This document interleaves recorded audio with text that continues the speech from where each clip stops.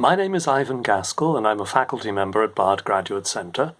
The thing that I want to show you today is an 18th century Dutch tile made in Delft and one of many thousands that were produced for domestic purposes to decorate fire surrounds and skirtings.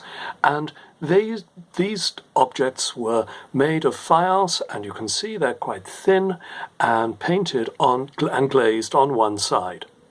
So what we see here is a scene of two men lowering a third in a basket over a city wall.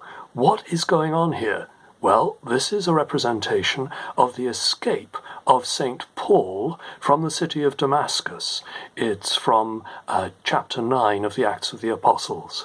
And it seems to me that this escape over a city wall is very apposite in today's circumstances.